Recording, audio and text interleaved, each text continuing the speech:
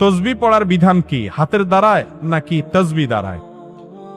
হাতের আঙ্গুলে তসবিহ গণনা করতে হবে নাকি তসবিহ দানা পাওয়া যায়, যে সে মালা পাওয়া যায়, সেগুলো ব্যবহার করা যাবে? এটা নিয়ে অনেক উলামা একরাম অনেকে বলেছেন যে তসবির এই মালা ব্যবহার করলে বেদাত হবে, আবার অনেক উলামা একরাম বলেছেন যে এটা ভালো, খারাপ কিছু নেই।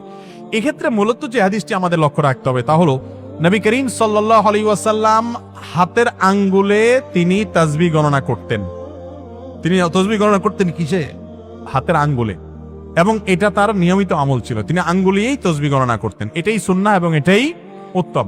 এবং তিনি মহিলাদেরকে একবার বলেছেন, ইয়া নিসা আল মুমিনাত মুমিনিন, হে মুমিনদের স্ত্রীগণ, নারীগণ, আলাইকুম বিত্তাসবিহ ওয়াত তাহলিল, তোমরা তাসবিহ তাহলিল করবা। এবং তিনি আরো বলেছেন যে তোমা ফাকিদনা আনামিলাকুম, তোমাদের আঙ্গুলের মাথাগুলোর সাথে এইভাবে আগদ করবা, অর্থাৎ এভাবে 1 2 3 যেটা 3 বার এভাবে গুনবা। কেন? ফাইন্নাহুন্না মাসউলাত, কারণ কিয়ামতের দিন এই আঙ্গুলগুলো সম্পর্কে আল্লাহ জিজ্ঞাসা করবেন, এগুলোর দিয়ে তাসবিহ করেছো কিনা, আল্লাহর জিকির করেছো কিনা, গুনেছো কিনা।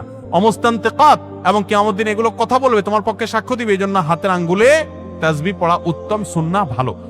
তবে উম্মুল মুমিনিনদের কেউ কেউ এবং সাহাবীদের আরো কেউ কেউ বিভিন্ন বিচি, খেজুরের বিচি বা এটা সেটা, এগুলা দিয়ে তারা তাসবিহ গণনা করেছেন। নবী করিম সাল্লাল্লাহু আলাইহি ওয়াসাল্লাম দেখেছেন, তাদেরকে নিষেধ করেন নাই।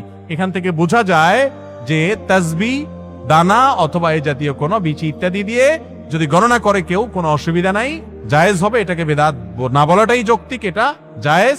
তবে উত্তম হলো কি দিয়ে করা? হাতের কর দিয়ে করা, যেহেতু নবী সাল্লাল্লাহু আলাইহি ওয়াসাল্লাম করতেন। এবং এই আঙ্গুলের কর সাক্ষ্য দিবে কিয়ামতের ময়দানে, এবং কথা বলবে এবং জিজ্ঞাসিত হবে সে সম্পর্কে বলেছেন, এই জন্য এটা উত্তম। কিন্তু তাসবিহতে গণনা করা নাজায়েজ নয়, সেটাও জায়েজ আছে।